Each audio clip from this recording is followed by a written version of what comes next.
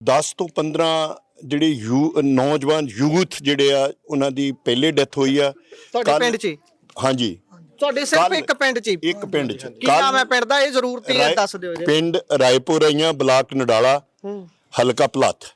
15 ਤੋਂ ਜ਼ਿਆਦਾ ਮੌਤਾਂ ਹੋ ਚੁੱਕੀਆਂ ਨੇ ਤੇ ਹੁਣ ਵੀ 270 ਪਿੰਡ 'ਚ ਵਿਛੇ ਹੋਏ ਨੇ। ਇਹ ਦੇਖੋ ਜੀ, ਇਹ ਜਿਹੜੇ ਦੋਵੇਂ ਜਵਾਨ ਨੌਜਵਾਨ ਲੜਕੇ, ਇੱਕ ਸਰਦਾਰ ਬਲਵੀਰ ਸਿੰਘ ਜਿਹਦੀ ਉਮਰ ਲਗਭਗ 30 ਸਾਲ ਦੀ ਹੋਊਗੀ, ਇੱਕ ਜਿਹੜਾ ਸਾਡਾ ਲੜਕਾ ਸ਼ਾਲੀ, ਇਹਦੀ ਵੀ ਉਮਰ ਜਿਹੜੀ ਲਗਭਗ 30 ਸਾਲ ਦੀ 31 ਦੀ ਹੋਊਗੀ। ਇਹ ਜਵਾਨ ਪੁੱਤ, ਕਿਉਂਕਿ ਜਿਹੜਾ ਬਲਵੀਰ ਸਿੰਘ ਆ ਉਹਦੇ ਪਹਿਲੋਂ ਭਰਾ ਦੀ ਨਸ਼ੇ ਦੇ ਨਾਲ ਡੈਥ ਹੋਈ, ਉਹ ਤੋਂ ਵੱਡੇ ਭਰਾ ਦੀ।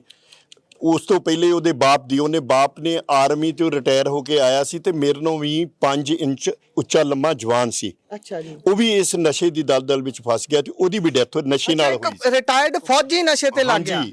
ਕਿਉਂਕਿ ਨਸ਼ਾ ਹੀ ਇਸ ਤਰ੍ਹਾਂ ਵਾ ਕਿ ਅੱਜ ਜਿਹੜਾ ਇਹ ਸ਼ਾਲੀ ਵੀ ਆ, ਦੇਖੋ ਇਹ ਮੈਨੂੰ ਸ਼ੱਕ ਆ ਕਿ ਜਿਹੜਾ ਇਹ ਨਸ਼ਾ ਵਾ ਇਹ ਡੁਪਲੀਕੇਟ ਨਸ਼ਾ ਵਾ, ਸਿੰਥੈਟਿਕ, ਸਹੀ ਚਿੱਟਾ ਵੀ ਨੀਗਾ।